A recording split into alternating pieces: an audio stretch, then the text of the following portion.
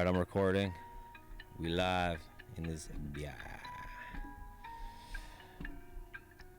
So, ladies and gentlemen, welcome to the Connected Dot Podcast, episode 9. I'm the host, Director Dan Barker. I got thrown into the woods by myself today. My co-host is not here, but it's all good because I got recovered by our guest today, special guest, the big homie, Zaze. What up, Zaze? Yeah. What's up? What up, man? What up? No, so dope to have you on the show, man. We've been talking about you a little bit on the podcast here and there, you know, when we were going down memory lane, talking about past events and stuff like that. Yes, sir. And we were letting the audience know about how fucking much of a machine and animal you are on the mic and shit. Don't mind me right this second. I'm just trying to find a couple records to send Danny quick, so. Yeah, man, get it in. So as you're doing that, I'm going to let everybody know, welcome everybody again to the podcast. Shout out to everybody subscribing. Shout out to everybody commenting and all that good stuff. If you guys don't already know, there is a giveaway going on right now for a Nintendo Switch. So go to the last vlog, comment as much times as you can, because every comment gets you an entry into the draw. Now, on top of that, I always got to bring it in with super vendors. Big shout out to super vendors. You see all these cool cereals, these cool snacks and everything like here. They didn't just show up by themselves. They get dropped off every month by super vendors in a mystery box, and we unravel that. We open it up, and every podcast we break into something, and we test some cool exotic snacks from different areas of the world. So that's why you guys see all this amazing stuff right here. But yeah, so out here on the Connected Out podcast, we like to smoke out, we like to do song reviews, and we like to get to know some of the artists, and we like to let you guys know a little bit more about the artists. So that's why we brought Zaze on today. You know, we've had other guests in the past, but yeah, here we are. So because we don't have Guts here, we're not going to be doing gut check time. Normally we start off with a little bit of, current events, some hip-hop news and stuff like that. But today we got an interview, and we got some songs to go over, so we're going to get right through that, and we're going to jump into it. So, all right. So Zaze, we're here. Yes, sir. You figured out the songs? Yeah, my third track was just too big, so let me just try to give you a different one instead of sending you 2 emails. I get it. The lazy way, that one doesn't fit either. I hate how they do that, though. Like, yo, Gmail, you guys need to fix yourselves because, like, we're just trying to send some basic shit here. You know what I mean? Like 25 megabytes? Come on. Man, they made everything so hard for people to send stuff, and it should be just the easiest thing. It's pretty crazy, but yeah, man. We'll start with these 2. All right, cool. We'll get into that in a bit. We're gonna get into the Zaze music in a little bit. Yes, sir. We'll chop it up a little bit first. Let's talk about my blue raspberry Minute Maid drink right now. Yeah, let's get into that. What you got? So we got hot shit. Where's the vodka at? So we got the what is that one? The Minute Maid. The blue raspberry Minute Maid. The blue raspberry Minute. So what do you think on that? Because we like to give a little bit of a nice. Yeah. When you get like ices, those slushies, and shit like that, and you can get the red, the white, or the blue. Yeah. I always get the blue. Yeah, that's what it is. Blue raspberry. Blue raspberry is nice. All right. So that's what's up. Out of 5, what would you give it? I would give it a 4 because if I give anything a 5, then there's nowhere to go from there, and there's always somewhere to go. Yeah, you see what I mean? You see, guys, you see me when I do my reviews. You artists get mad when I give 4s and 4.5s. I don't just give out a 5, man. It has to be incredible. Yes. It's got to stand out. Like you can't just give away 5s. You cannot. But this week, I really want to get into these high chews because last time we had high chews on the show, it was a problem. We had some grape high chews, man. I never had a high chew before, and it was ridiculous. I have allergies, so I high chew a lot. Bless you. You could dig into one of those if you want. But yeah, man, let's get into it. So, yeah, bro, how are things been? They've been good, man. Yeah? Yeah, I can't complain. Actually, well, yeah, fuck, I can't complain. What am I talking about? How's the family life and everything like that? The funny thing about that is while I say I've been good, I caught COVID and tested positive and went through that whole stretch about 5 weeks ago. Dang. And for me, like, I'm not going to get overzealous about it, but it was just like a shitty flu for 3 days where I sweat under a blanket and watched TV and fell asleep a whole bunch of times. Drank some ginger ale, didn't eat much food, and then after that I was pretty much fine, but the next 12 days of isolation was the real hard part to get through. Yeah, because you have to wait to get back into the public. Yeah, to be honest with you, I was like waking up, being like, all right, what 12-hour trilogy we gonna watch today? Lord of the Rings or some shit? All right. Then we watched like 2 of them, 7 o'clock hits. I'm like, yo, I'm gonna go upstairs and like watch the games because like they're all starting right now. And then next day comes, same cycle. So then I start ordering liquor. I found out how to get liquor from the liquor store delivered to your door. Nice. I never got into that flex before. That's important when you're stuck at home. I started fucking just like passing out drunk half the nights, and so it created some bad habits that we've had to get out of. But Yeah, it's. I think COVID's done that to a lot of people. Not just actually getting COVID, just the lockdowns and everything. Yeah, it's a lot. A lot of people are getting into bad habits that they shouldn't be getting into, I believe. But that's wild to hear your experience there. Did you lose taste? Did you lose like any of that stuff? Because I've been hearing like a lot. Lose the sense of smell. I actually got it from my pops, and ended up my mom and wifey ended up getting it off me, and they got hit a lot harder than I did. But the funny thing is, I do bunny ear, quote unquote, strong women. No, I'm not trying to flex on them like that, but when I'm sick, lying there like got the black lung pop, and they come at me on some like, oh, you're such a fucking baby. Blah, blah, blah, blah, blah, blah, blah. And I'm like, yo, fuck you. Like, yo, now I hope you get this. Yo, I've noticed that, though. A lot of people that get the vaccine or get COVID, man, they get aggressive out here, man. They're like, anyone that doesn't get vaccinated should die and shit. Like, people are saying some wild shit out here, Yo, man. I was talking about this because COVID's become religion. Oh, yeah. That's true. Like, that's you start dropping your opinion about it, and then someone else is like, excuse me. And offended. And then it becomes offended. like, it's like, you're losing friends over your opinion of COVID right now. You can't even be that pro-choice guy because those people that are like pro-choice, like, no, you need to get vaccinated. There's never everybody. been such thing as pro-choice. Right. Not really. Like, all I know is this shit is crazy. like in this world, and I'm not saying any like things are wrong, but I'm saying your son or your daughter is able to change sex at the age of 12, yet at the same time you're not really allowed to be a piece of shit like a comedian. Like, what? You can't fucking say that. Right, You're such a piece of shit. Yeah. And you're like, well, that's his pro-choice. Yeah, because he wants to so, be in non-politically correct. If he doesn't want to have people like him very much and just say some shit, that's his choice. That's his but it's choice. like, no, the choice is like, you know what I mean? Yeah. It's only if it's like push with positivity and like good for you. But if it's like, you know, this guy's a real pickup truck wearing fucking or pickup truck wearing, you know, when people wear truck hat wearing. pickup truck hat wearing or driving like hick looking asshole type of Hillbilly shit. Not that we like Trump supporter. I got yeah, you know what I mean? But but still, that's their choice. No, so if we're gonna get in a pro-choice world, right, you should be allowed to be real good and real shitty at the same time. But then it's like, is it okay to be like a terrorist and blow shit up because you're pro-choice? Like, bro, I'm just into bombs. No, that's the complications I'm of the world into that blowing we live people in, into right? pieces. Like maybe I'm saying right now is that the world needs to be dictatorshiped. In like some kind of vague way, maybe that is what everyone's needs to happen. choice just needs to be removed. To be honest, no, I'm just kidding. No, but seriously, like my choice, bro. Yeah, but what I find is actually nutty about this whole thing is like how like a lot of people can't think for themselves, and like it's like they're hanging on everything the government says. They're like, you know, like, oh, this vaccine or this, and like, cool, like, you know, hopefully people get vaccinated and people are safe and whatever. But it's like then they're like, okay, you can go outside, and then everyone's like, okay, let's go outside. And they're like, oh, you can't go outside. All right, let's go back inside. Well, and then they're like, okay, you can play golf. All right, let's go play golf. And then they're like, okay, no, you can't play golf. Yeah, he's right. We shouldn't play golf. No, it's exactly. like and like and they're just agreeing with whatever they say, and then they're like, oh, but this week you can go out, and they're like, yeah, let's go out. Like, you know what I mean? And it's like, oh, the past track record of the whole thing has been like, oh, they made a mistake here and they shouldn't have done this, and they made a mistake there too, and what are they doing? Yeah. And now like the fifth time comes and you're like, oh, they said we can do it again. Yeah, let's go. Right. Yeah, it's like, oh, this one's off the shelf, this one's on the shelf. I don't know. I know. If Guts was here, he's been in many sheep conversations. So he's the mentality, right? We've had this talk a few times on the podcast, so we might be like beating a dead horse at this point, but I feel like we're not, because it's like something that's still relevant. But the cool thing is, and, you know, as this podcast goes live, is that shit's open back up now, technically, kind of, in a way. Yeah. I don't know. I was downtown today, and days ago, fuck, bro, it was packed down. I was at Dundas Square. I was at Dundas Square 2 weeks ago, and it was ghost town. Yeah. And then I was at Dundas Square today, and it was packed, like regular Dundas Square.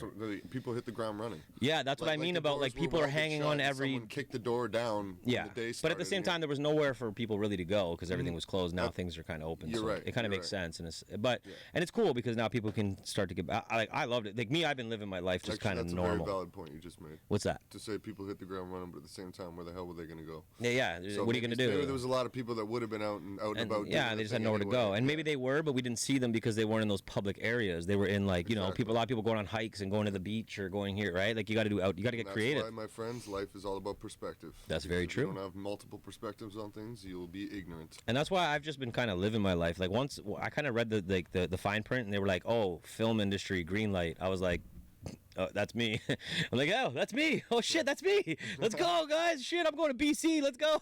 I was like, I'm going here. I'm going there. I'm going everywhere. Let's go to Ottawa. Let's go here. Like, I've been everywhere. So I've been having a lot of fun.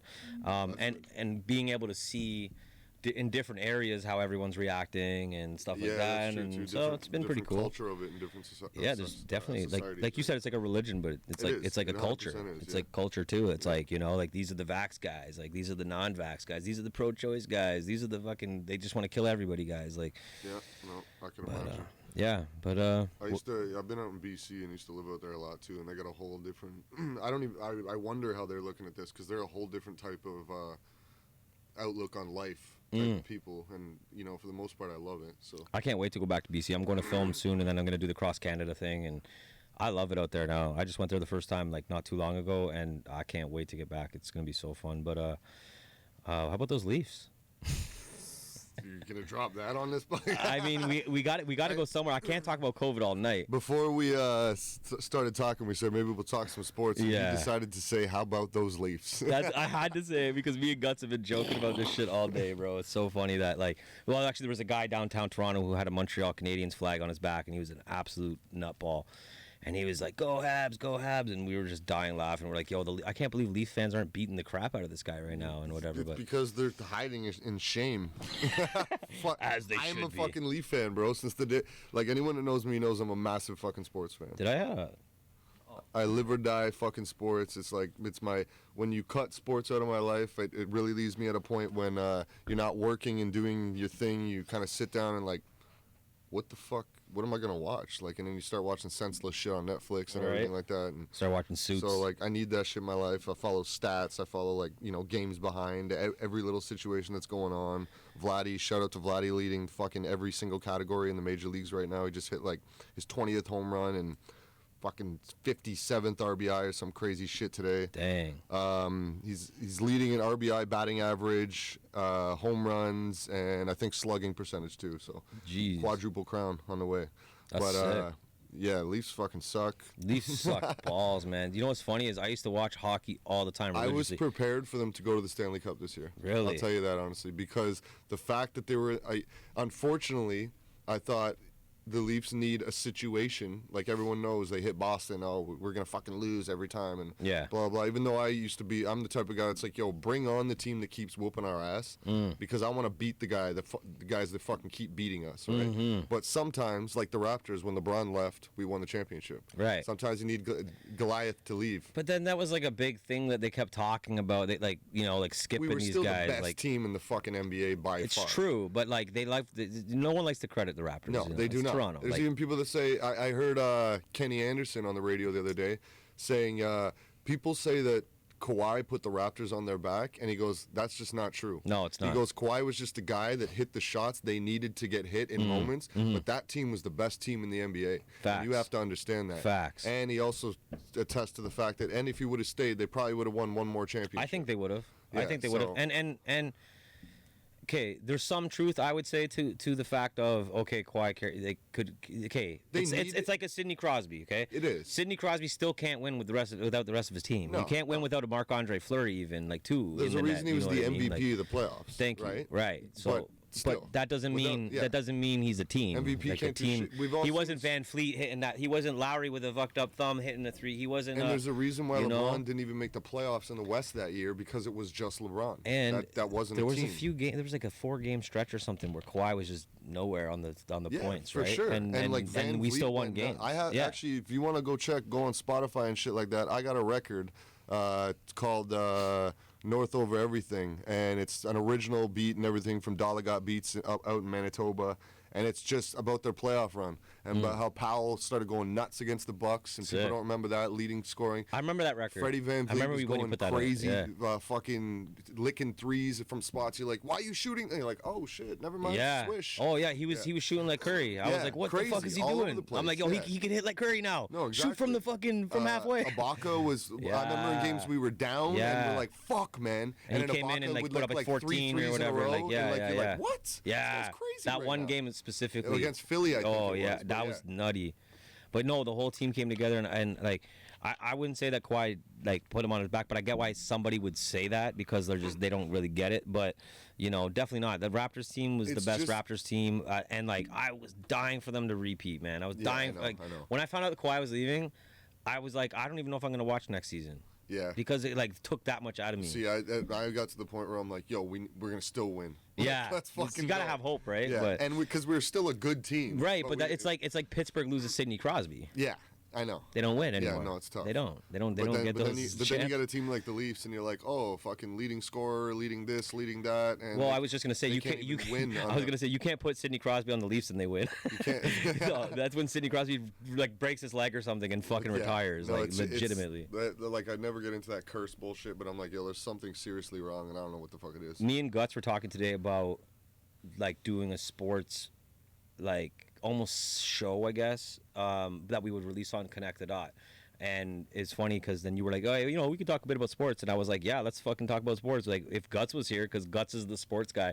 Because me and Guts talked about this earlier. I'm like, I'm not really the guy for the sports segment because I used to watch football religiously. I'm a Bears fan. Yeah. I'm Okay. a Bengals fan. I'm a Bears fan. I know. So- Yeah, I got a couple buddies that are Bears fans. So. Okay, so you understand. Yeah, it's hard to talk about. Being It's hard a Bengals to. fan, there's nothing good to look at. Thank you. You have a Super Bowl in your past. Yes, that's true. It's not and even we have a barely in your lifetime, but still. barely. I like the choice of words there. No, but the thing is like the thing that ruined it for me is Devin Hester. No, not Devin Hester. No, Devin Hester made it amazing for me. No, it was I can't even remember Rex it now. Grossman? Rex Grossman, thank you. Is that who it was? That is who it was. It was Rex fucking Grossman, bro. He ruined it for me. We were winning. It was a Super Bowl. I know, and because Peyton Manning. I remember that shit. Yeah. He dropped the ball. Like, what are you doing, bro? Like, and he got sacked more than any quarterback. He had the most records for the worst things that you would want a record for.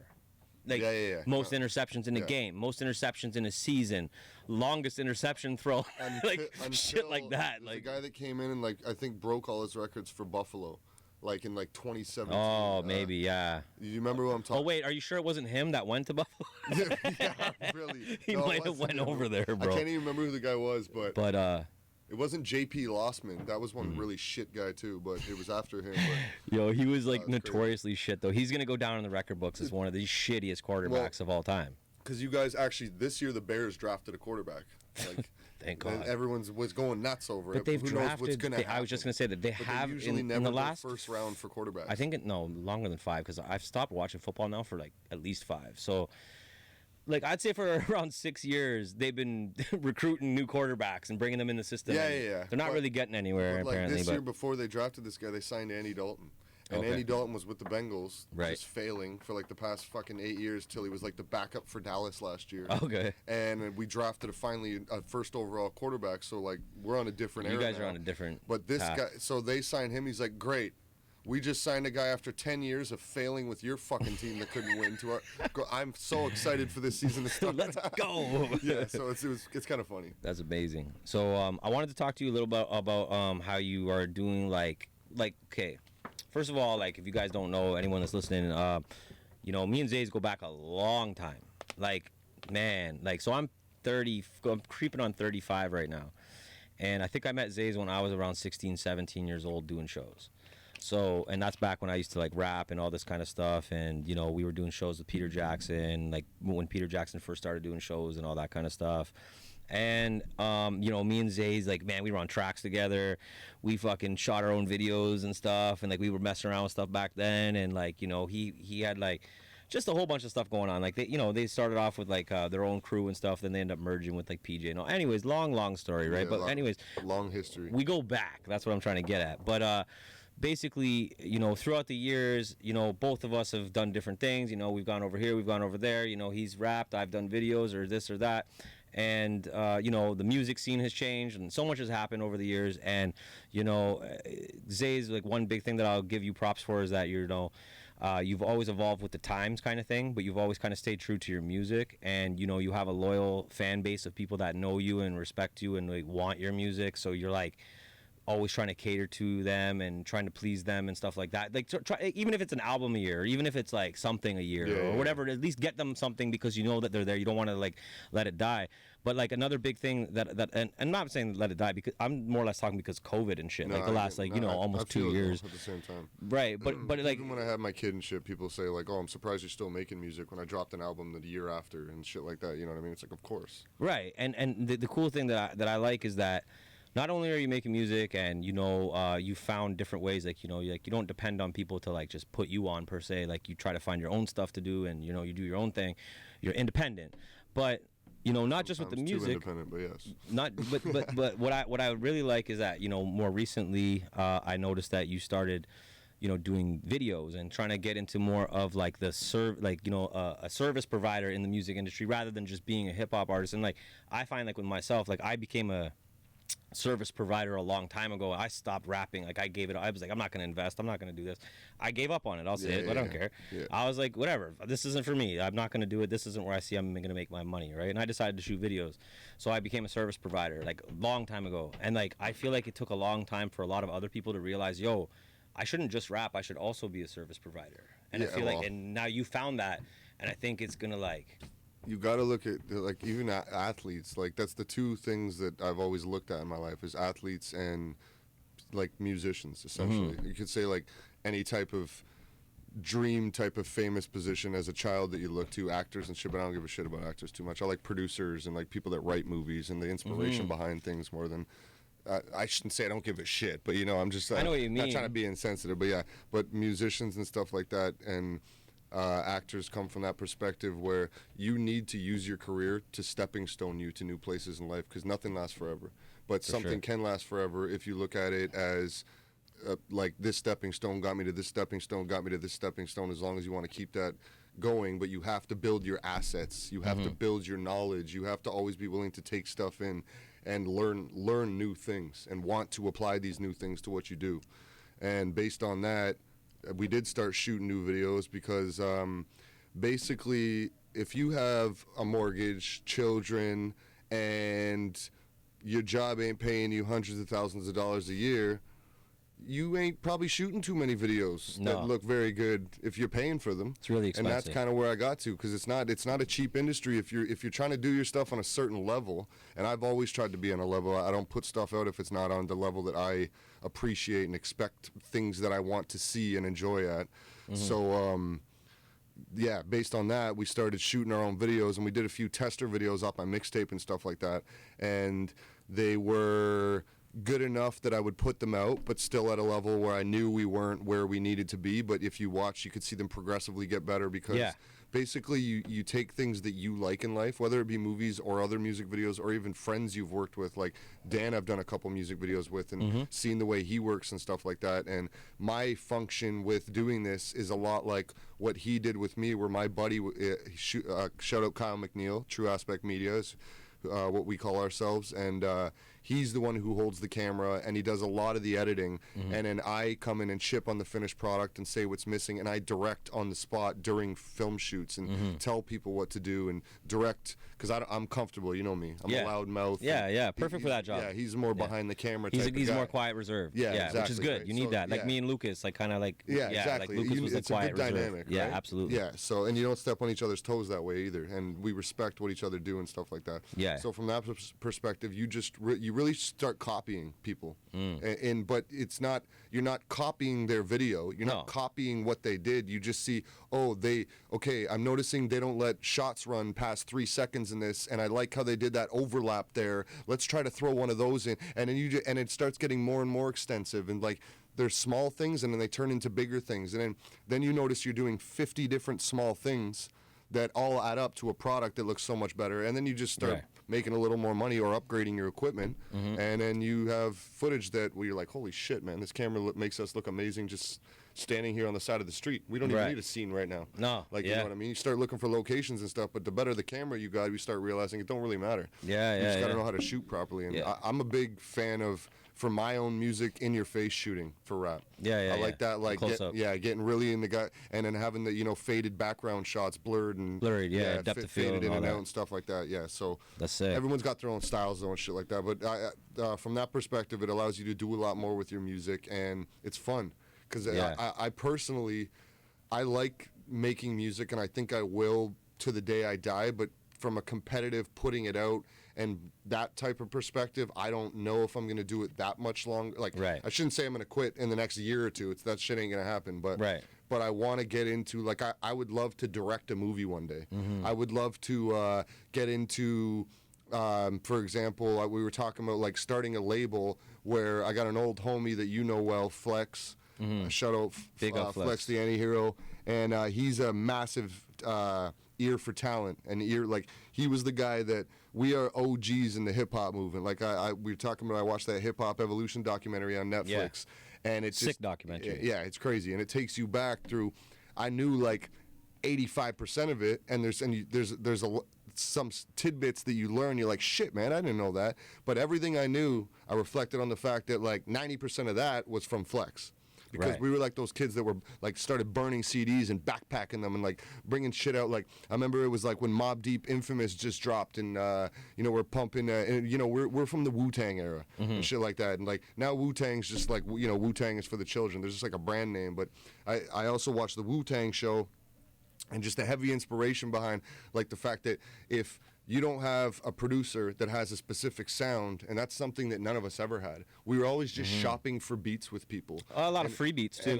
And free beats and stuff like that, but you never had a guy in your team that did rap, but he wasn't egocentrical on his rap. He was more on trying to make a sound for a team. Like you go down to like the Phife Dogs from Tribe Called Quest, Dr. Dre that went from NWA to Death Row to even like bringing Eminem out, and like Exhibit went over, and everyone started blowing up with Dre, and RZA was Wu-Tang, and even if you watch that, you realize that like at the beginning of that, it's the most fucked up thing. Ghostface shoots at not Ghostface. Raekwon shoots at Ghostface's house and almost kills his mom, and like Ghostface gets his little brother on the ground, and I'm like, yo, these motherfuckers got albums together. This shit happened? And it's like you start learning some shit like, wow, RZA brought something together where these people could be killing each other. Right. But instead they're the most popular motherfuckers you've ever heard of that have this brand that's gone beyond what hip hop is. For sure. And like, you know what I mean? And that's all because people coming together to do something that's bigger than hip hop, but through the music, right? Right. And like, I don't know. That's what, like,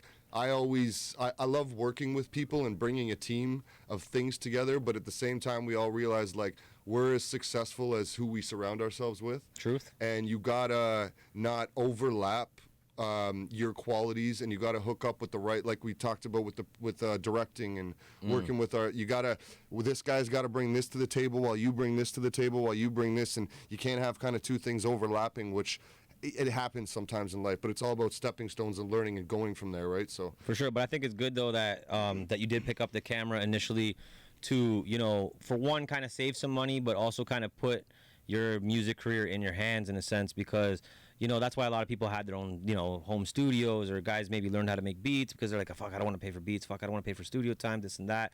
But I feel like the music video game is different than those ones, because the music video game, and I'm not saying that these ones aren't like, you're creating art, because I mean there's art to mixing and mastering, there's art to all that stuff, but when it comes to filming, directing, editing, like that's a whole different art that in my opinion gets, like, of course a lot of people big up the director, they big up the video, but I still think it's overlooked, and people don't really understand the artist behind the video, like the visuals. And I feel like once you pick up that camera like you've done, you start to understand it way more. You're like, holy shit. And that's why, like you said, like you came to that realization, yo, I just need a good camera. Yeah. I just need a good this. I just need, like, you come into these realizations, and it does change you a lot. And again, that's what makes you be able to take it in your hands and have more control over your career. So I like that. But I also think it's really important. You should focus on, making good money off that, because music videos, like, I'm not saying that you don't or whatever. To be honest, I haven't like monetarily shifted to worrying about that. It started, like you said, about being about having that element and go-to for my music to elevate my career, and also from the perspective of like the dream with bringing a team together and then transcending that team into just being a label that picks up young talent and becomes something that but I want that to start with a sound, and that's why I'm not doing anything till I create my own sound. Like, I'm literally going to try to get into production. Nice. I'm going to grab an old school MP1200 with that 10-second loop. I'm buying a record player. I was at a record store today looking at some records and shit like that. So like I'm going to try to get into some different elements to bring me back to what I want. There's a beat that goes on, I think, in everyone's head that's into music type shit, and I want that beat to come out in your sound. Yeah, like, that's your sound. Exactly. It's kind of like OVO 40, and that's why I've always fucked with Drake. A lot of people hate on Drake or whatever. I really fuck with OVO 40 because he really created that sound for Drake that everybody is now trying to duplicate, and nobody can. But no, I fuck with that. I think that's dope, and I think that, you know, if you push for that, you're gonna get it. Obviously, you know what I mean. Yeah. But the other thing I was gonna mention was we started talking about the. Hold on, am I hearing like something from upstairs or something, or am I just tripping? No, you're hearing something. Oh, okay. All right. Anyways, yo, my house is crazy. By the way, if you're tuning in right now, we do this at my house, so yo, low key. Sorry, no, we were talking about the music videos, and then we went into what was it after the videos? Oh, we were talking about. Well, I talked about like getting into production.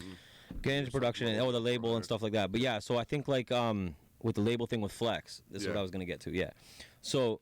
I was gonna say is I remember back in the day, like when I met you guys, you and Flex, like just to kind of give more back context, is you and Flex were the 1-2 punch. Like I know there was other guys involved too. Like you had a whole team. Like there's like 5-6 guys or whatever that were always kicking it. Whatever. My homie McKee too. Yeah, of course, all those guys, right? But you know, you and Flex were the two that like stood out the most to me, anyways. And not only that, but you guys ended up continuing on your careers and doing other things, solo aspects, and we're still actually very good friends. For sure, but I think everybody went their solo way too, right? Like I mean, like even PJ, Nickel was Flex, PJ, myself, K-Stu, and K-Stu's tattooing now, which is wicked. Yeah. So I feel like it's dope because everyone still has their form of art that they're doing, and that's why I was bringing up the video stuff, because I feel like that's like Zaze the rapper is always going to be there. Like you said, you're going to be making music till you die, and I agree. I think you will. Yeah. But I think out comes Zaze the director. Like that's where you're at right now. Like you're like a fucking blossoming fucking. What is it called? Butterfly coming out of the cocoon or some shit. So sweet. Yeah, thank you, man. It's so poetic. No, but I think like I think because like I had that realization. So I feel like I'm seeing you having that realization. I'm seeing you like doing what I did, and like I slowly I got into video, and that got me out of making music. But I still always had that, like even to today, like we could throw on a beat, I'll start rapping, we'll have fun. I know that. Could probably cipher better than some of the other guys or whatever.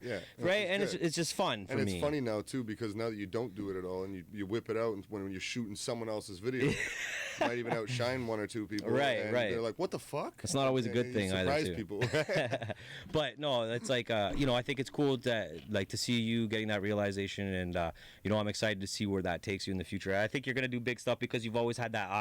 Like even when I worked with you in the past, like even from back in the day, like you know, when you were Flex and stuff, and we were always trying to make music, and sorry, that's what I was gonna say about Flex though, is like you and Flex, you go to the 1-2 punch, but you guys were always pushing so hard. You guys were the ones, you know, selling the tickets. You guys were the ones like, yo, we got to get this album done, like promoting everything online and the clothing and like just doing everything. Like, and it was before there was really, like we were in Ajax at the time when we were doing this. It was before there was really a scene in hip hop for any of this.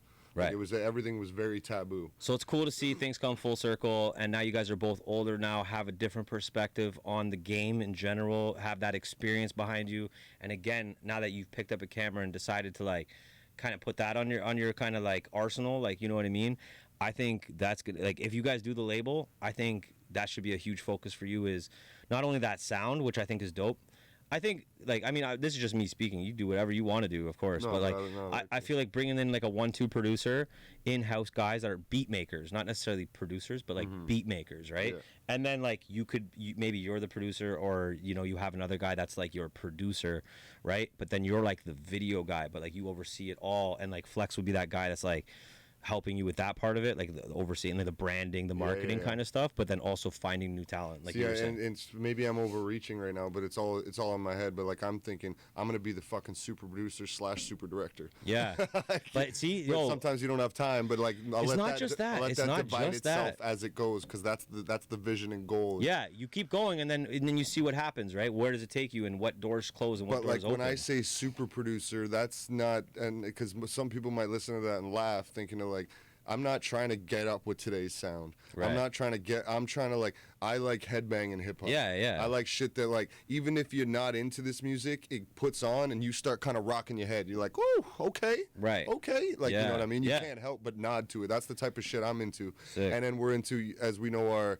lyrics, we like to try to keep them, I used to be a very ignorant rapper. If you listen to my music now, in a way that I would say like some, you know, shit that I don't like to say these days, where like to make it about knowledge, but at the same time with power, Whereas, you know, I'm very aggressive. I act like if I walk in a room, people pay attention or either want to get the fuck out because they don't like what I'm saying type thing. I'm not a quiet guy in the room type thing, and that's how I rap on a record. Yeah. Right? Aggressive. Yeah, exactly. Super aggressive. And shit like that. So bringing those elements in the super producer thing, and what I find funny about people have an idea of me, like Vinny Paz, Tech Nine, like, oh, that's your guy, those are your guys, and at times, yes, they are. Like they're a big part of my influence. Tech Nine was a thing that I got heavily into, started rapping really fast. Now because of it, I can rap fast, but I'm more about cadence and like more of that Swag. boom bap. But I throw fast shit in, and like I've been doing this for so long, we do a little bit of everything. But that's not what I'm trying to get at. Yeah. It is with the super producer thing. My favorite human being in all of music, all time, is not anything to do with those people. And like we're huge Biggie fans and shit like that. We're not Tupac people, but it's Dr. Dre. Dr. Dre is my favorite motherfucker. That he's like this guy was with NWA, and NWA is one of my all-time favorite groups because they like even if you watch that documentary when they brought out gangsta hip hop, when hip hop was really like girls and like tacky shit like Biz Markie in the Park, you know, when I can, you know what I'm talking about. I know exactly Cool J even about. dropping Like Pimp Daddy shit and shit like that, and then NWA came out and it was like, what the fuck? Yeah, like, yeah. You know, They were like, fuck the police. Yeah, and they're like shit. cocking AKs in the studio and shit like that. This is how you load the motherfucker and then kapow and like rebellious fucking gangster rap. And then kids started acting differently. They're like, white kids in the suburbs are wearing their pants below their ass, and like, you know what I mean? It starts changing the whole world because people like media and like social media now, our outlook and our window on seeing places in the world that we can never see before helps change our influence, right? Like you like things that are like, holy shit, that exists somewhere else? That's crazy. Right. And like, you know, and then you get your own little versions of them and whatever. But then get back to Dre, he went with to Death Row with Pac when Pac started getting massive and was like Corrupt. And we were talking about Corrupt. Like I got Corrupt on a record and it's like 7 years old, and I just talked to a guy about getting it cleared, funny, through a connection that I found the other day, which is kind of fucked up because we toured with him. You know, fuck, man. Oh, the amount of shit we've done with artists is fucking crazy. Yeah. But then Dre comes up and drops The Chronic. Right. And if you like old school, like gangsta type, but headbanging hip hop, but at the same time that has a real essence of you're learning from it, or you're like, you know, some of them are like a day in the hood type thing. You may not be learning a valuable lesson, but you're learning like, yo, this is how these motherfuckers live, and it's like real shit as opposed to just like fronting on a record. Right, it's raw. It's yeah, raw, exactly. Yeah. And then Chronic 2001, and come on, that was like one of the albums of our fucking era. Yeah, it's the best album of all time. Yeah, almost. Exactly. Yeah. And then after that, and that was around when he signed Eminem. Yeah. And then Eminem became this like white boy fever, like you know, that white was boys crazy. weren't cool rapping. You're all Vanilla Ices until Eminem came. drops, and then fucking now he's known as one of the greatest of all time, and there's a whole shift in the game, right? But it's hard to call him. Let's I know that this is off topic a bit, but since you just said that, me and Guts had this conversation one of the podcasts back. Could he really be considered the greatest of all time if he fell off as hard as he's fallen off? You know, I don't know. I wouldn't personally call him the greatest of all time. I would say he's in the conversation for one of the best or whatever. Like or he's at a time from a success standpoint, from blowing up the game, from he's a very witty motherfucker. This is what I would say about Eminem. He's revolutionary. Yeah, exactly. He was revolutionary, but he wasn't. I wouldn't call him a GOAT because he fell off. If he would have been able to sustain and still be able to, like Jay-Z, like this is why I put Jay-Z as the GOAT. Like I don't, to me, other than Drake, and I'm not a Jay guy. Right, and but. For me, I am a Jay guy. Like I used to love Jay-Z music, growing up and stuff like that. But that's not why I call him the GOAT. I call him the GOAT because of the longevity and just him being able to adapt to the times. And he's still on the radio. He's still selling albums, and he has a label, and he's still he's a mogul. He's definitely a mogul. But as a rapper, he's got to go down as GOAT just because he's still like he could have just stopped rapping. Taking on all these J. It's a tough conversation because then we're getting into like, so we're talking about success and moves, or are we talking about just like the straight way? I'm talking about as an artist, as a rapper, right? Because I listen to old Jay and I'm like, yo, this guy spit like that? Yeah, yo, this shit's crazy. Right, but I because listen he's to been new able Jay to adapt. And I'm like, meh, I don't. But this love is why it, right? exactly because we don't love the new music. Yeah, I know. That's why I don't love Jay-Z's new music. Yeah, I know. I'm not the biggest fan of Jay-Z's new music, but I give him mad props for being able to adapt with the times, you know, working with the right people, being able to put out these new albums. Like, he could have easily, like, look how much money he has. Forget about money, right? He doesn't need to rap. He does. There's not. No, he's not no. doing it for a paycheck. No, Like no, he's putting no. out music for his fans. Most of these guys, most of the names we're dropping right now, all don't need to rap. Yeah, that's true. Like Eminem, it's kind of No, he funny. doesn't. Why is he rapping? Why is he? Yeah, he should have stopped because he No, could have to be left. He honest. could have retired like a goat. He's dropped a couple okay songs in his last Yes, album. he you has. know, I did like some A couple of it tricklers come and through stuff now like and that, then. But yeah. that's what I don't but like. He doesn't really need to be doing that No, anymore, right? and I agree. He should have chilled out. But Jay was able to keep it going, keep it moving, and he's still hitting billboards. So that's why I call him GOAT, because he's still hitting billboards. If you're still hitting billboards every year and you're still putting out records on the radio and videos and whatever, and your fans are buying it to get you to the billboard level, Yeah. then you're still on top. No, I can't never knock Jay. Yeah, it sucks. Yeah. If you're not a J guy, you're not a J guy, right? Like, and again, like that's why I'm saying, like, forget me being a J fan back then, because I don't really like his music now, but I used to love his music back then. Yeah. I don't look at it like that. No, I just look at it straight up. The guy's still putting out. Yeah, you just Who else is like respecting Diddy his game ain't and the doing moves that? he's made, I get that. Like Diddy ain't never been a good rapper anyway. 50's not even doing it. 50's still putting out some stuff, but he's not even as consistent or as good as Jay. It's because if you remember the 50 Cent era, 50 Cent created the mixtape game. Yeah, And was dropping albums and dropping a mixtape the next day after his album. And like it made him saturate the market so much that everyone loved 50. He changed. He's revolutionary as well. He is, Yeah. but now Dre, too. we're all Back to Dre, though. I This feel all like stems everyone's back to 50'd Dre. out now. Yeah. Like he way 50'd out. made himself have to be known. Yeah. And then made himself have to be worn out. He's the 'Cause, drunk uncle at the barbecue that, Yeah. like, why is he here? Yeah, Fuck. like, Oh, Uncle again? Tommy's here again? Fuck. Hope he doesn't smoke crack again. Yeah, Fox. Somebody give him another beer until he passes out. But yeah, no, like I feel that about 50. I feel like he's the old guy at the party right now. But I feel like Jay-Z somehow maneuvered himself to like. See, like, to be honest, Not all good. my favorite rappers to listen to, if I That's if I true. ever put shit on, Yeah. is most of the dead rappers.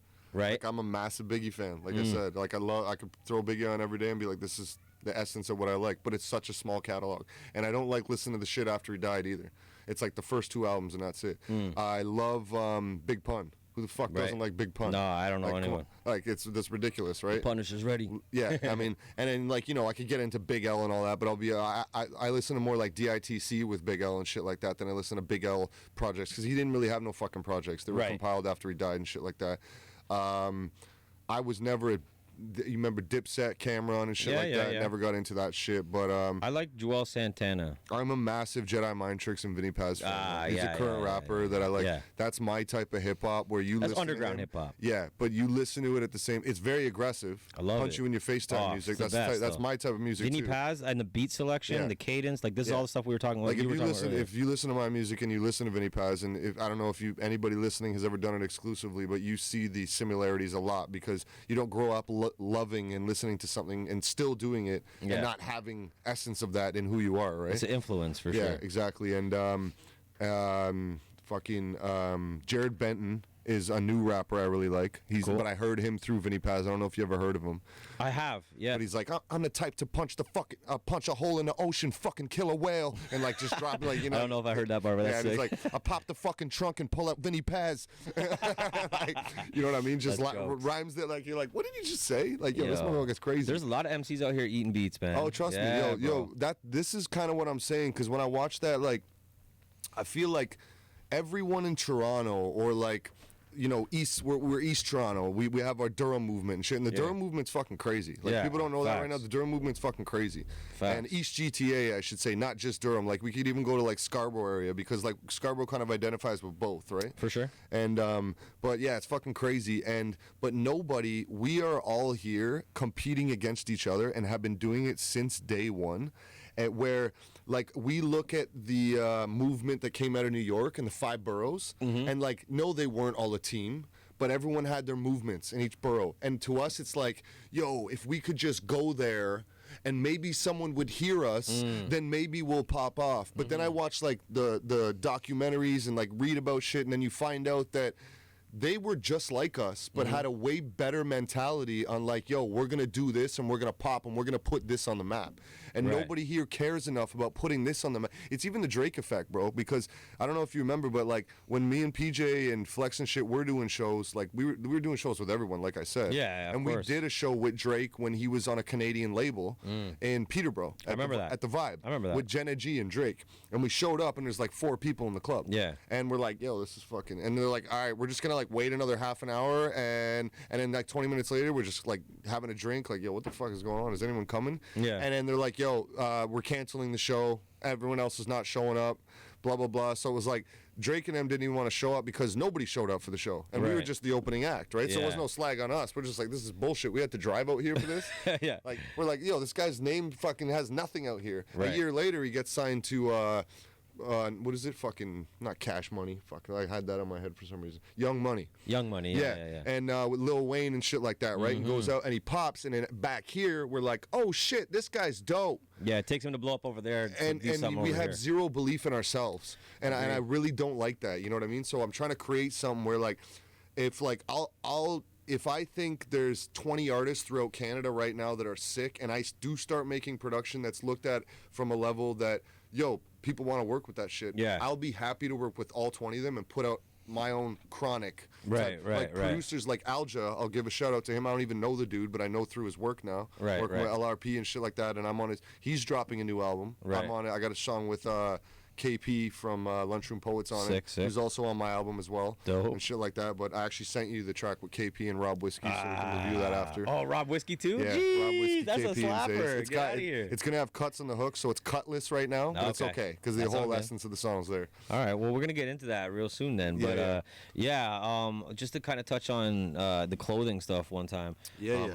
You know, As obviously you wear yours and I wear mine. That's it, man. That's very good. No, but it's important. It's an important part of the game, and you know, a lot of artists hit me up in my inbox a lot, and I always give artists feedback. Like, I'm telling you, like the shit that I do behind the scenes and like that I don't talk about, or like, you know what I mean? Yeah. I don't care. I don't need a pat on the back for it. I don't need a big Yeah, thumbs yeah, up. yeah, But no, bro, I'm fucking. I actually give a shit about a lot of people. You know, I don't know Yeah. why, for whatever No, reason. I'm just I a solid dude, I strongly guess. believe you know? you do. I really do, though. Like, yo, I'm telling you, that You wouldn't have a these- good network of people shouting you out and like, you True. know what I mean? And True. You wouldn't be able to go across the country based on the word of what you do and Thank stuff you. like that. So, yeah. And honestly, it's like when people hit me up and they're asking me for feedback, they're like right away, they're like, what should I be doing with my music? Do you know any PR people? Like, what should I do with my marketing? What should I do with this? And I'm like, what's your merch looking like? Like, that's like one of my first questions. And like, I look, and most people have zero merch. They got nothing. They're not selling anything. Everyone's making music. Everyone's making videos. They're not selling a thing. Jewels, folks. They're selling nothing though. This is because remember back in the day you could sell your CD. Yeah. Now you don't really sell the CD as much. You get your stream money or whatever. Yeah. Right. So it's different now. It's a different game. Yeah. So. What are you selling, a stream? No, like that's part of it. Yeah, hopefully you can get your stream money up. Yeah, cool. But what are you selling? Like, do you know what I mean? Like, you're a business. What are you selling? And nobody got answers for me. So, you know, first thing I say to a lot of people is your brand is obviously super I important. was just gonna you know, say, if like, you don't have a brand, then you're going nowhere with what you brand got. recognition is so huge. Like And- awareness. Like, you need to understand your brand. You need to develop your brand. Spend money. Spend time on that first before you even worry about the other shit. Then merch. So getting into the merch. You know, your merch has evolved. Like, again, like, you know, we've been going back down memory lane a lot tonight. But even from when I first met you guys had T-shirts. Yeah. Right away. Yeah, T-shirts, 16 years old. I was We're doing 16. those, You guys were probably press 17, shirts 18. where you like Yeah. slapped them and peeled the shit off Oh, the yeah. back and like Oh, yeah, those it fucking- lasted 3 washes. Yeah, you got it from Walmart and shit. Yeah, but bro. we were sick. But it was dope. Yeah. Alliance fam. $50 a shirt. A fam. yeah. Oh no, the AFAM shirts I made were nice. They were We made- hard. Yeah, we made nice. Like, yeah, that was I hooked up with a legit guy on those. And, Okay. back in the day, yeah, those. I'm talking about the PJ shirts. Remember when Okay. we were doing shows and like everyone would wear the like. We'd choose Okay. like a saying or Yeah, some shit. yeah, or, yeah. like, I vaguely remember them. I do remember them kind of. Yeah, but I it don't, was- I'd have to see I one. was super ghetto, but yeah, That was awesome. That's a part Fun of the times. But no, no, the Alliance fam and the AFAM but shit was. You knew about how important the merch was. You knew about. Yo, why did brand I awareness, forget about that? Right? That's funny that you're talking about that. Of yeah. course, I don't forget shit like that. Yeah. Party till the sun comes up. So fucking, yeah, bro. Yeah, want to take a piss? Do it on the bitch on the couch. Yes, sir. Yo, the ad lib. You remember the ad lib Yeah, on that smirk. one? Yeah, that was amazing. So yeah, like, so you've always known about how dope, like, or how important it was to have, you know, a good brand and merch and stuff like that. But, you know, tell me a little bit about the merch now, because I know it's elevated a lot. Yeah. So the first thing I'd like to say is a jewel, like touching on what Danny was saying, is like when we went on tour way back in the day. I want to say like 10 plus years ago right now with Naughty by Nature, and Tretch and Vinny were out on the road, and I feel like we learned super important tidbits that were different on each tour. And the one that we took from this was he was like, yo, why don't you guys have a sign or like something or anything on the stage? Why aren't you wearing, like, you don't have a shirt, a sign, a hat? Nothing says your name. And he goes, so you're going to go in a club with a bunch of drunk people and be like, yo, I'm Zaze, yo, I'm Zaze. And they're like, what's his name? And like, I had people enough when they read my shit somewhere, they'll even be like, yo, Zaze. And I'm like, nah, man, that's not how you pronounce it, right? And like, you can only do something so much, but they go, you think, I remember this is exactly what he said. He goes, you think Batman would have came if they didn't put his logo in the sky? Jeez. And it was like, and we were like, and I'm like, shit, I feel like a fucking idiot right That's now. a good saying. I'm right? gonna use that. That's a good one. So, and from there, like, that's the first thing I'd say. Like we talked about, you need to have a brand. You can't have a brand, in my opinion, without a logo. Right. If you don't got a logo, because it's a face of your brand. Yep. Fuck your own face. Like, hopefully it's good enough to show it around. Yeah, hopefully. Maybe sometimes. Unlike that rumor guy. Yeah. No, I don't even know who that is. Sorry. Oh, you don't know? No. He wears like a black balaclava and he sings like country music and he's a rapper. Oh, really? You haven't heard? Oh, we're gonna look into that after. Okay. But yeah. But yeah, so the logo is everything, and it's the face of your brand. It's the face. And of you your... know that can be tough. Logos can be hit or miss, but you want to work with someone that's professional. Make something that speaks to you. And then that was my first logo I created. Was if anybody's familiar with it, and if you're not, it's basically a circle with a 7 and a dash, but it's a Z to represent Zaze. But 7's a big number for me in my life. I grew up big sports guy, was number 7 the whole time. Then my sister got into sports, and my sister passed away at 30 from the age of cancer, so obviously she's very dear to my heart. And well, regardless, she'd be dear to my heart, but you know what I mean. It's a thing now, and she's kind of a legend, and she was number 7. She played for the World Cup of Canada, went to Netherlands, like became real good at what she did, shit like that. And then lucky number 7, we all know that. Like the 7's just like if I'm at casinos, I'm just dropping jackpot, on 7s. 7, and like that's my number, fucking. Yeah. And then it's just, and so now I drop in tracks. I'm like, shit like, everybody put your 7s up. I've been 7 since the day I was born. Like shit like that. And people might hear and not know what the fuck that means. Like you're 7, you're still 7 years old, bro? People don't get it. But now they know. Now you know. Yeah, but shit like that. So it takes the essence of both things and the 7 deadly sins. And I'm not a religious guy, but I'm a huge knowledge and I love reading about the church and all the fucked up things they've done through the evolution, like the witch hunts and shit like that, because the misunderstanding of human beings, and that's the type of knowledge I like to get into. That's that Vinny Paz shit too, like history and how the history we're evolution told is lies, and let me tell you the real stories. True. And you know what I mean, and different perspectives of shit like that, which we've talked about as well. No, so sure. The 7 logo is still big for me, and I there was a Zaze music attached to it, which kind of looked digital, which I still use it from time to time, but I've kind of shifted from the Zaze music portion of that, and now I still rock the 7, like I'm rocking my 7 cap right now. Yeah. I call it the Circle 7 logo. It's just the easiest way of identifying it. Right. And then I switched to I call it the parental advisory logo. Right. So if you know explicit lyrics on your CD cover, well, I basically took that idea and where it's like the white with the black inside and inverted on the bottom with the black with the white. It says Zaze music. And it says Zaze music. Yeah, and I did like the pants right now, the long version where it's, the Zaze. You see that shit? Zaze and N music. Bam. And then I did the double version where it's one over top of the other, like the logo on the CD and shit like that too.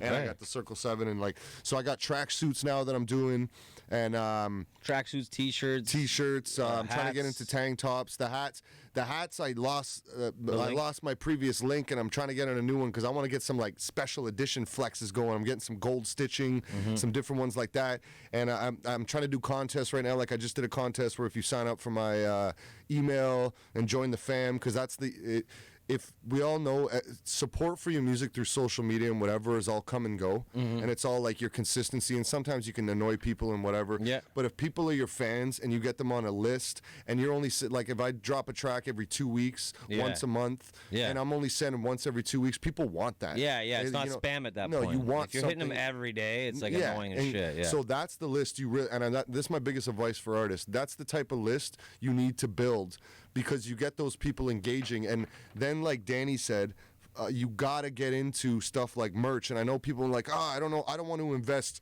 $300 in 10 hoodies because I don't know if people will buy them. And you're like, bro, if you invest that money, you're gonna get the money you get off those 10 hoodies is gonna be more than you made off a year of streams. Those Right. 10 hoodies. Yeah, just like that. And you're going to get this new, like, I remember when I got my first batch, I sold 23 hoodies right off the bat. And I was like, it's good damn, money. yo. And it comes in. And then, you know, you got to do some more pushes. That's why I do contests. And like I said, everyone that signed up, I did a draw on a certain date. And then I gave a couple free hoodies away in that. And we'll always do shit like that when I get the next batch of hats in and shit like that. So, but you need the brand, you need the logo, and the merch is the best way to generate any income in this fucking business. And good profit margins, good brand awareness.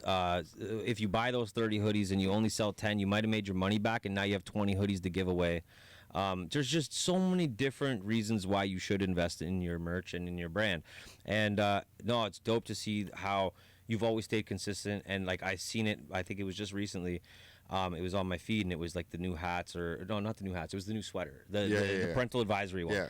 And I saw that, I was like, yes, like, you know, it's like it keeps going, like it keeps evolving, fresh. and Looks I nice, just like it because it's like I like seeing people moving forward or like moving up. You know what I mean? So like when I seen that, I was like, sick, bro. That's actually why I think that was what triggered me to message you. I was like, okay, he put out something, so he's probably still the active. white one. I put the new white and black. That's what it was. I'm dropping new colors and shit. And it's funny. That's hard too. I'm gonna have to cop one of those.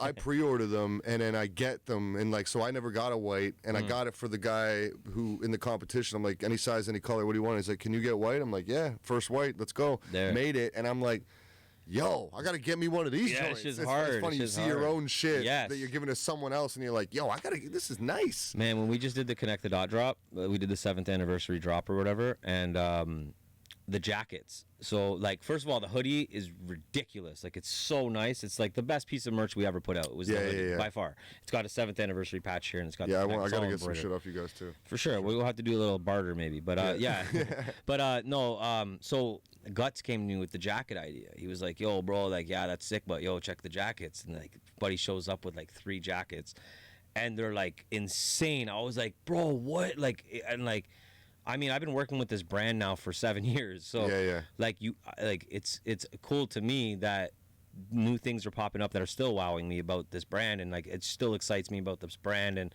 I just know how much potential it has, and the different things that, especially nowadays, like before everything was hard. Now everything's so fucking easy, cheap, accessible, on the internet, blah blah blah. It's so easy. It's ridiculous. And there's like, man, because I've been in it so hard, like I've navigated the wrong ways, so it's brought me back over to here, and like now I'm going down the right paths. Like the Shopifys and the Printifys and the blah blah blahs. Like I'm away from those. Like I'm long away from them. There's always learning curves. That's right, but you need to do that to understand the profitability of your merch, because that's when I realized, oh my God, like we can actually make good money. And so with us, like, so I have different types of merch. Like I have different types of apparel, not just Connect the Dot. But when it comes to Connect the Dot, like we're trying to use this money and put it back into the platform, right? So we're just building it up. The only way you can grow. It's it. And with Connect the Dot, if you went upstairs and you're like, honey, stop cooking, we're ordering pizza tonight. And like, you know, you keep spending every little dollar you make. He's like, yeah, let's go celebrate and spend all this money we just made. Then you're broke as fuck. Yeah, that's how shit dies. Right? But for us, it's like we're trying to like not just put the money back into, like, let's say, you know, clothing or whatever, like the website or whatever else, YouTube or whatever, right? But like the Nintendo Switch. So we're doing a Nintendo Switch giveaway or whatever. And like I can't really talk too much about everything that's going on with everything that we're about to do, but it's just like being able to do this, because I have all these other things going on in businesses and money coming in and whatever. I'm not worried about the money per se with this. Before I was. So now I'm like, okay, we could take this money, we can get a Nintendo Switch for somebody. We could take this money, like today we went and bought like a whole bunch of Popeyes for the homeless, and we printed like 30 shirts. We bought the 30 shirts, printed the 30 shirts, so it cost us money, took our time. We went out and we gave it out to everybody. Do you know what I mean? And like to be able to do that shit and not worry about, oh fuck, I just spent, how am I gonna get that money back and blah blah blah. It's just like a different feeling, and like it's just so cool to be able to do it off of merch. Because we're not like, we're creating this content, we're doing the podcast, we're doing this, we're doing this, we're doing that, but it's to sell, like to help sell the merch so that we could take that money now and do these huge things that we have planned. Like to be honest, like we want to be giving subscribers a car. We want to give somebody a fucking. Yeah. We want to do big shit. We want to help change people's lives. Give people big cash prizes. For sure. Like For sure. You know, we're donating studios to group homes and stuff. We're going across Canada raising money for homeless. I'm not even like verifying this, and I'm not. If you guys do this, I'm not trying to knock it, but like you go to a concert and people are selling hoodies for $100, and people buy them. Oh yeah. I don't sell my shit for that. That's a lot of fucking money, man. That's kind of ridiculous to me. But I'm saying people, because you're like, yo, I want to be a part of this, or I want to, you know what I mean? So that's the merch is everything. For sure. You could sell. You're gonna sell them what? 10 CDs for $10? No, nobody's gonna buy a CD. No one got a CD player. And plus, that's 10 people. Like,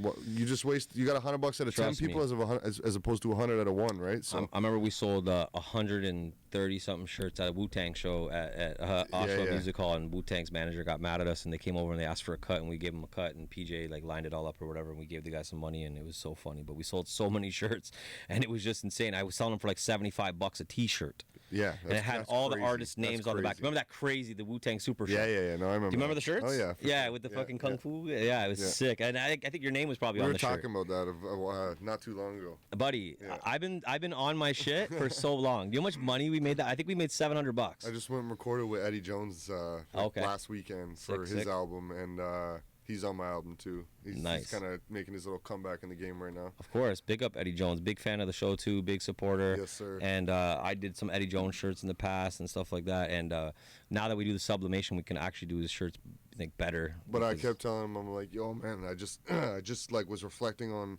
the fucking Wu-Tang show, and this shit's crazy, man. I'm like, yo, it's got me inspired. And I get there, and then like I start talking about like a scene, and he's like, oh, I thought you meant like the Wu-Tang show that we did back in the day. Like, and I'm like, nah, man, not that fucking. I'm like, now I can see where you're coming from with that, but that's jokes. Yeah. So and then there was the Wu-Tang show, like the one where we brought Jizza, Ray, and You God down, and I picked up You God at the airport. Spent like the whole day with the fucking guy. We went to Durham College, did an interview and all that shit.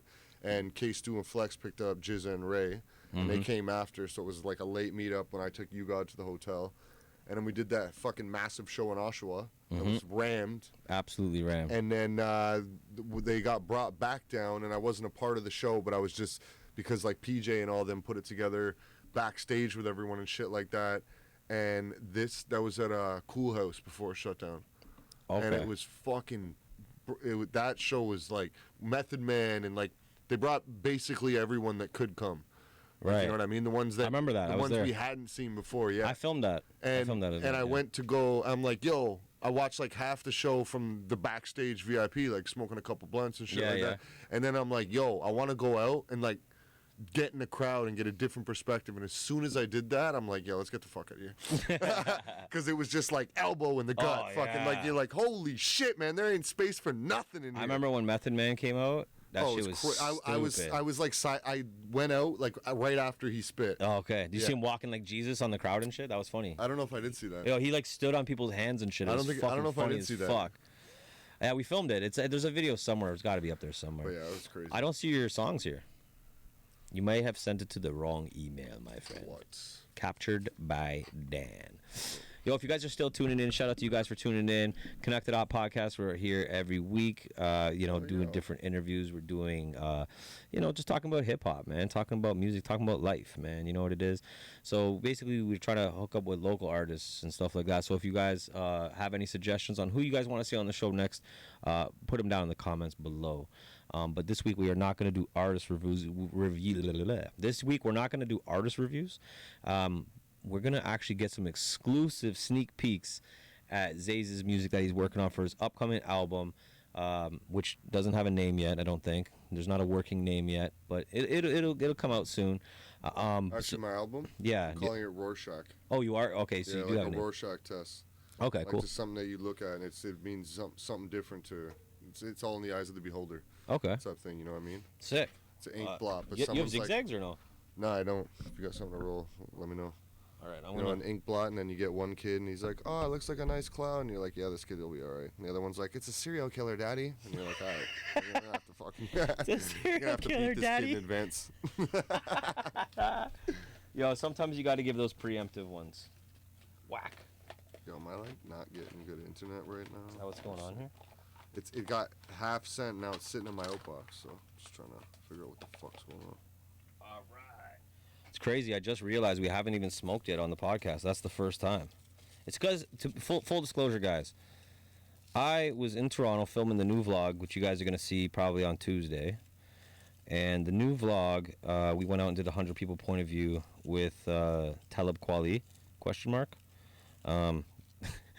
You guys will understand about the question mark when you see the video. But basically, I rushed back here, and Zaze was sitting in my driveway pretty much waiting for me, and I was feeling like an asshole. So we came in here, and we kind of jumped on here. We knew what we wanted to talk about, but he just hadn't sent over the songs yet. So right now, we're just kind of working with it right now, but we also need to roll up. So we didn't have the music ready, and we didn't have the weed ready. So that's the full disclosure. And now we're about to roll up and change all that, and we're going to have the music popping. We fucked up. We fucked up. But you know what, guys? We appreciate you for being here through the fuck-ups. That's why we have the long-form podcast here, for those people that, like... Captured by Dan. All right. Got her? I'm going to do one at a time. Let's see if this... Makes a difference. Yeah, it changes things. All right. Here we are. We're going to roll something up. Do you put tip in yours or no? Yes, I do. Do you? Oh, you know what's funny? I was going to ask you this. I thought of this on the way here. I'm like, you know what? Like, it's going to be an easy interview because, like, me and Zaze, like, we just know each other. So we can just talk. It's not really, like, a thing. That's why I said let's just do whatever we need to do. But then I was like, yo, I need to ask him. Yo, do you still smoke bongs and fucking spit fucking crazy loogies into the fucking garbage bins? No, it is bad. No, not like... Oh, my God. Now, yeah, back... No, because remember I used to be able to like pop a gram in a hit? Yeah. Oh, biggest bowl ever. Yeah, like, I don't blame you for doing what you were doing. Yeah. I'm just wondering if you're still on that. My lungs have, the iron lung has died a little bit. Bro, I'm telling you the guys. Iron lung's gone to copper. Yo, like, I know a lot of people, like, obviously I've been smoking weed forever. I know a lot of people that smoke a lot of fucking weed. And I used to go over to Zaze's and, like, you know, I've always been a blunt smoker and a spliff smoker. And I'd be like, all right, let's roll up another Century Sam. And Zaze would be like, all right, you guys can go fuck with that shit. I'll be in here.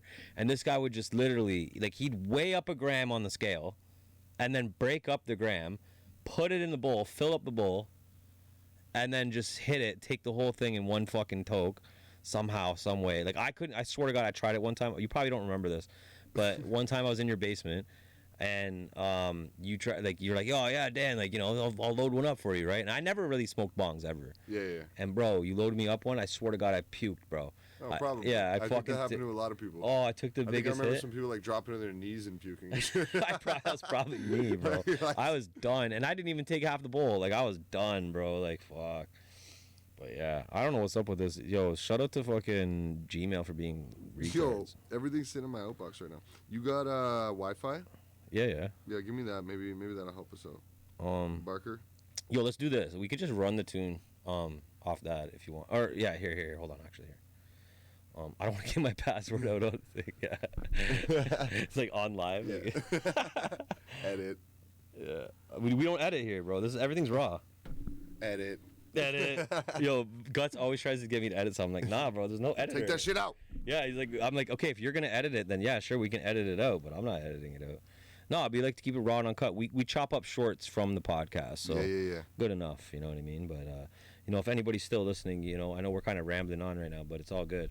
Shout out to you guys, you know, for being sick. Also, if you guys are still listening, what I want you to do is check out my most recent video, which is a reaction video to Black of the Dawn's Manchester Flow. One of them disappeared. I think we got one. Boom. Both of them. That's the two. Ah. Oh, now you're going to get another one. It's all good, Same baby. record. All right. We're getting somewhere. It's tough. And then another one with the same record. I'm starting to feel like DJ Khaled. All right, so I'm going to bump this song, guys. This is an actual super exclusive sneak peek at a couple tracks off Zaze's album. So the first one we're going to listen to, it's Zaze featuring Philly Regs, and the song's called What I Love, and then in brackets, Hate. Yo, this track's a banger. All right, so let's bump one. it. Oh, of course. There's a problem. Why wouldn't there be a problem? You're supposed to just be able to play this type of shit. Yeah, you know some what I mean? bullshit. All right. Well, we're going to listen to it anyways. Here it is. How about now? How about that? Okay, let's turn it up a bit. Take mute off. You can't hear it? No, it's fine. No. Yeah, that's fine. I just saw I'm just observing. Got you.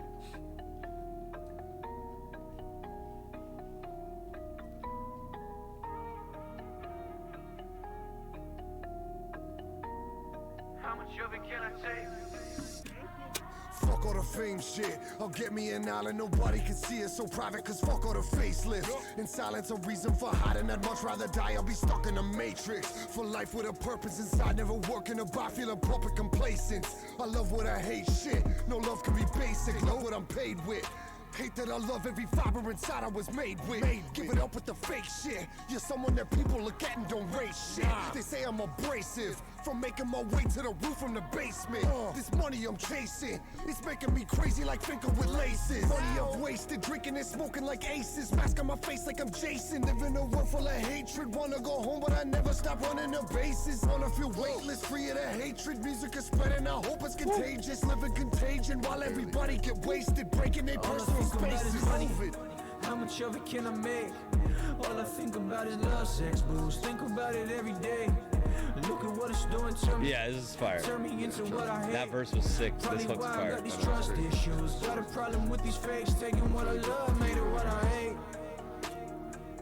Taking what I love, made it what I hate. Shout out Stacey. Taking what I love, made it what I hate. Taking what I love, made it what I hate.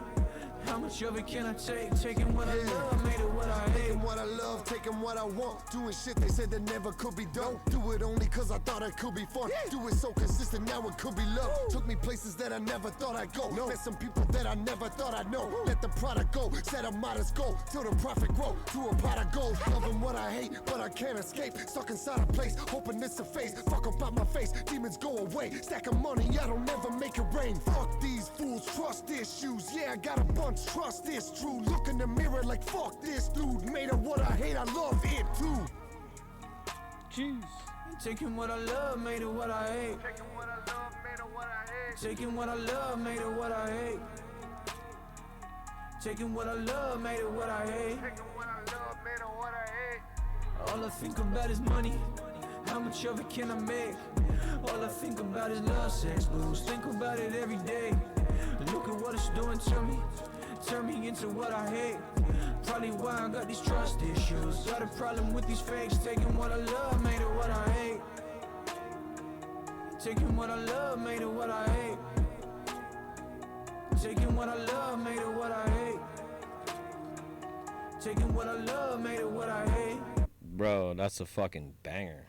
Trust Yo, me, who made that beat? What, my boy Whitey. That's my Whitey. like engineer. Okay, I know Whitey. Yeah, That's I do everything with SK. Fuck, that's fucking And it's funny because fire. I had Shout 11 out Whitey, tracks. bro. Shout out Whitey, yo. Whitey's been making beats for so long. He's like, kind of, I don't want to say he's unknown because I'm not trying to diss the guy, right? But No, like, he is though. he's 'cause relatively unknown, bro. But he's fucking fire. And Yeah. he's been around for so And long, he- making bangers. Yeah, him and Dwayne, they work together. That's Stay Cool Productions. Shout out Dwayne, DV8. And Yeah. they don't really, they haven't got heavy into like, they're not divas. Let's put it that way Right. at all. They don't really care about They that. love music. Yes. They make That's what I music like all the about it, time. yeah. They're doing their thing all the time. I record all my shit there. That's my home studio, my home spot. And really, there's only like 1-2 of us going there right now. Right. Because like, you know, everyone's kind of doing their own thing or died out. And Or what? Yeah, Yeah, yeah, so- yeah. so yeah. Good so way of putting it. from so. that perspective, and the funny story about that record too is that I had like 11 or 12 songs. I actually cut one of them in the end, but and I'm like, all right, let's go, let's start mixing this. I just want to be done with this album and get it out and blah blah blah. And he's Right. like, bro, he's like, I don't even have a single track produced on your whole fucking album. Oh, shit. And I'm like, oh yeah, shit, you don't. And he's like, I've produced a song on every album you've ever put out. Or anything you've ever put out, like EP, album. Really? I'm on. Yeah, he's No. like, I'm at least on one thing, and he is. Even back though, like before it's just Zaze. Or you Well, mean solo Zaze? yeah, solo Solo Zaze. Zaze. Solo Okay, okay, Zaze. okay, Yeah, okay. solo Zaze. I was like, holy fuck! Like Yeah. what? That From would've like, been crazy. do you remember Same Old Shit? I'm so sick and tired of the same old shit. Yeah. I'm doing it up like every night. I'm Yeah. ripping it up like, yeah. So that was Whitey back in the Okay, day. And sick. well, that was actually, Wow. that was, to be honest with you, that was Eddie Jones. Wow. Back then with Whitey, and they were all like a team doing their shit together, right? So that came, H-Block? yeah, it came out of that camp, H right? Block, It was yeah, H Block, yeah. It was before it was Stay Cool and shit like that. But I'm pretty sure, I think that was Eddie, but Whitey might have been involved. But still, that was that camp. So like, Right. I've been fucking with them since a long time. Yeah. Whitey's been my home dude for a while. And Philly Reg just ate that hook. Yeah, killed it. He And bodied so it. then he played me this, and I'm like, this is probably my favorite beat on the whole album though. And it's funny how things work out. It's deep too. Mind you, the next track you're gonna play, and the next track I ended up doing 2 records with Whitey, so I got 2 SK on this. Nice. But the next track you're gonna play is produced by Century Status. Yeah. And you know what Century Status is? Like, he produces for Real Wolf, does Yeah. a lot of the underground shit with the artists that I listen to a lot of. Yeah. And it's good because it's Whiskey's boy, and he got me in, like, he's Real Wolf's main producer. You know Real Wolf, obviously, from the film game, too. He does crazy fucking work. Absolutely, But with my kind of what I grew up on the come up of underground rap and shit like that, too. Yeah, Real Wolf does more, like, underground, like, I don't want to say hardcore, like, yeah, like, but like he's got the underworld and the underworld part too with like Vinny Paz, Tech Nine, like tons of rappers, Apathy, fucking. He's an underground video guy DMC for sure. from. He does other stuff too, but like that's like what he PMD likes from EPMD's even on the fucking record. Funny enough, he's part of a fucking what are they called? Goon? I can't even remember. But he's part of a group now with a white dude. Okay, so we got the second track here. We got Zaze, Done My Dirt featuring Rob Whiskey. But this beat's fucking retarded too. It's Rob Whiskey and KP. Yo, Whiskey, what up? Zaze in the fucking building. Like I said, this is gonna have Before we start, I'm Right, there's gonna be some scratches after this on the hook. He the one that shots Florida hot versus corner pie. Sorta odd to think I started spitting on a corner lot. Course I'm not objective to a change in our direction. Score some pots in our collection to a place where we respect it from a source of art. Now it's time for me to flip. Combining Zaze and Whiskey's wanting riots in this bitch. There's a science to this shit. I'm applying it with wit. You can try me for a bitch. Homicidal is a gift. No denial when I grip the microphone that I'm as vile as it gets. Some more violence has lived entire time that I exist. Hercules when I murder beats, alert police. Purple leaves in my herbal tea for the nurseries. Work a beat, turn a booth into a murder scene. Heard the scream, soon we'll celebrate the anniversary. This is where the scratches are gonna go.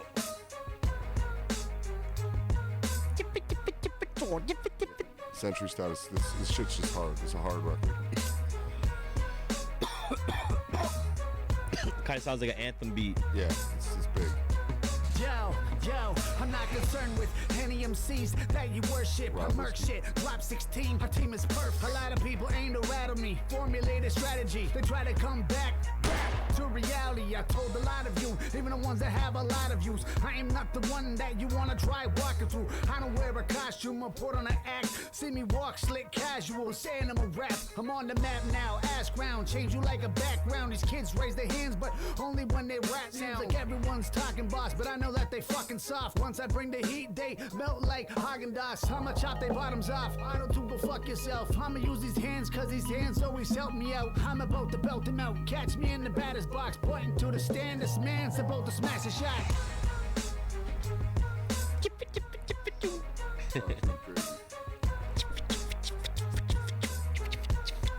This record's gonna be called Save Our Souls, SOS. Ah. You rappers are so smart. SOS, how they turned it on. Don't get it twisted, this is not what you expected. This is madness at its baddest. Should be glad it's on your set list. It's just habit cause a disaster when shit'll be played. What you expect when you get platinum mixed with whiskey and Zaze. Should be amazed, we dropping them at the drop of a hat. Don't squash beef, I squash haters when they talk on the track. So get rowdy and act foul. I'm letting off with a strap. Should remind them of graduation, cause it's off with his cap. Step up the battery, listen, I put a halt to your flexing and just listening to this KP guy's clever, eh? a weapon, I barge in your session and kick your shitty mic stand over even your hype man to catch your fucking right hand open. I'm slapping all y'all. If you ain't know, then act familiar trying to rap. I like the me little sound snapping effects with throughout the silverback whole gorilla. record. This a chess match. You rooks never leaving your home. Now watch the king take his seat at the throne. You can't fuck with me. That's another fire one. I love it. That's sick. Yeah, so like my album, it's got 13 songs, and what I wanted to bring is the essence of, like, it's a big part of why I called it Rorschach too. Like I told you, the Rorschach test, where you see what you get. But I also put tons of different hip hop on it. So it has the potential, if you're a big Zaze fan, you should like the whole thing. But it has the potential to pull people in, because I got like a record about my daughter with like a chick that does more like folk rock singing the hook and stuff like that, and it's different essence. I got like those two bangers you just heard, but totally different essences of tracks, right? Totally different feelings, different vibes completely, but still feel like that Zaze that I've always known and loved. You know what I'm saying? Yeah. Like, and I got like the party records. I got like the old school West Coast sounding fucking like straight vibes records. You can smoke some weed to, shit like that. Well, if there's anything that anybody could say about Zaze as an artist, they'd have to say that you're versatile. You know what I mean? From the jump, so. from the beginning. So, but yeah. Well, because not just like the different beats you pick or whatever, the different vibes you kind of hit. You can just ash right here in that corner. Okay. And the lighter's right here. Oh, sorry. Yeah. And like not just like that, but like for instance, like for me, I've always been, obviously you probably get this a lot too, and like, you know, whatever, but like I love the double time shit that you spit. Like when you spit double time, like, and that's kind of what, and not every record, and that's what I like about like where you got on the map, to be quite honest. Oh, for sure. Yeah. No, the voice too, though. Yeah. Like the energy, the voice, like the whole package, bro. It's not just one thing, man. Like that voice is super unique, especially like back then, like for us in Durham and Toronto and whatever. Like to us, it was unique, anyways, right? Like now that I listen like in a little bit more in depth and stuff, and I know a bit more. There's definitely a few artists that I would say like, oh yeah, okay, kind of sounds like that, right? But to be honest, for here, like Toronto, you were kind of like the only, like one of the only people that I can remember that was like that style. No, like you were hitting those. But the way that you're packaging the lyrics and the way that you're delivering your stuff now, I like it because I felt like, and again, you might have had that pressure back then of people being like, yo, you have to fucking spit double time. Yeah. You know what I mean? You felt like you might have had to go that route, right? Maybe because it was like a strong point and you're like, okay, well, let's double down on the strong shit. You know what I mean? But I feel like now it's like you're like, no, I'm going to put it together more of how, like you were talking about earlier, like the fast cadence. and slow and yeah, exactly. Yeah. It has to, switch it up. It's not always double time and it's not always not double time. I'll tell you, the number one thing criticism I get from double time people when I try to introduce my stuff to people that don't really listen to rap or don't really listen to double time rap, and like, I have no idea what you're saying. And like, I don't really like listening to that stuff. And there's people that are like, oh, this is crazy. Yeah. And there's other people because it has playback value for sure because you miss half of it, if not three quarters. Yeah. Right? And then, like, you keep catching stuff. You're like, oh, shit, I didn't even know he said that because it all just went like by. Eminem. It's like or Eminem. You get caught up on where you're like, oh, and that sound made you miss another bar. Another 2 bars, yeah. Yeah, and shit like that. But at the same time, there's a way, like, I'm big, it happens a lot. Like, Joyner Lucas is also one of my favorite rappers. He's sick.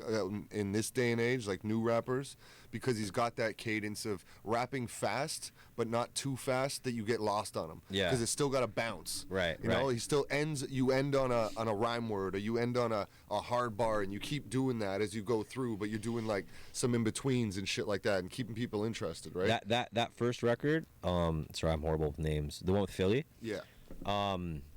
What I love. I think, like, obviously, like I said, like, I'm a big fan of the double time, but I like that pocket. Like, I like that. It's like got the conscious vibe to it. It's got that deepness to it. You could pull off a super epic music video for it. As a listener, like, it just takes you different places. It's not just like the other one's more of like a gritty, grimy rap track, yes, for sure. which is fine. Like, whatever. That's what people want to hear. That's why I told you that was that Vinny Paz shit. That punch you in your face rap. Thank you. Shit, yeah. Right, and so that's what I mean. Like, you're really catering to all your different fans, I think, here, because you got your toned down stuff here, you got here, but I feel like that first one, like, man, like, that's gonna be, I feel like, the biggest. I haven't heard the whole album, but if you have other ones that are on that pocket, do you want me to send you one more, or do you want to move on? I'll tell you what, you can send me one more, but we'll save it for just me. We can't give people too much. Yeah. All right, because at the same time, too, guys, you got to make sure if you are a supporter of the podcast, you got to be a supporter of Zaze, right? So at the end of the day, guys, I'm going to put the link in the description down below so you guys can go over to Zaze's YouTube. All right, we want to try to crank him up. Let's get him up to 1,000 if we can. You know, I'm only at fucking 250 or something right now, so it's probably going to be hard. But if we can, let's do it. Let's get him anything. Any of y'all, man, just click on that link down below. Go hit subscribe, show support. Maybe go hit a comment in his section and just hashtag connect the dots so he knows that he got it from one of you guys that are paying attention to this, that actually give a fuck about local hip hop and about what's going on in Toronto and stuff like that. And in return, I'd be happy to do a little campaign on my shit for you guys too, to just, you know, no problem, swing some love back. For sure, man. We appreciate it, bro, and we appreciate you coming on the show and stuff like that. We'll definitely bring you back on the show, you know, down the road and stuff. And, you know, we're going to keep everybody updated, you know, on our Instagram and on our website and stuff like that for when Zaze's releases do come out. So we'll do like an editorial write-up on the website.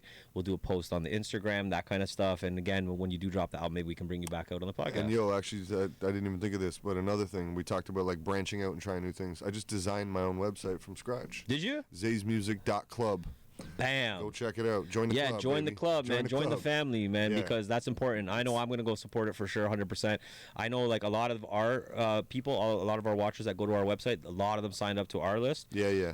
So guys, go check out Zaze. We'll make sure to put that link as well in the bottom. Click on that link, join the fan club, because that way you guys will get direct links for also like for his gear and stuff too. Maybe he does like some promo deals like we do. I put it out a bit ago, and I asked a lot of people for feedback, and I've got nothing but good looks. It's very clean, easy to navigate, tons of links, page full of videos. You want to see like 15 different music videos. It's got everything. It's nice. So and Zaze is not a new artist, guys. Like Zaze is a veteran artist in the game, veteran artist in the Toronto scene. He has done more shows than you have. This guy has probably not wrong. Toured for this, that, the other. Like we could go on for days. But like he's done a lot of big things. Like his name is well known. I know a lot of you guys that are watching already know about Zaze.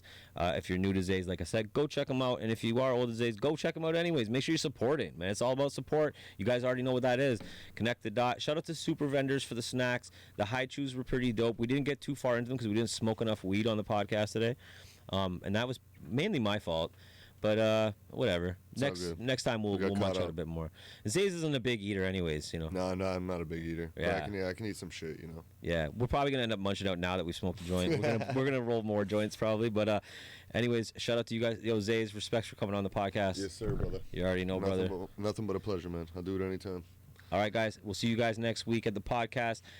Make sure you guys check out the vlogs. Make sure you're commenting on the past vlog because, again, you can win that Nintendo Switch. Shout out to you guys again. Go visit connected.tv.ca. Peace.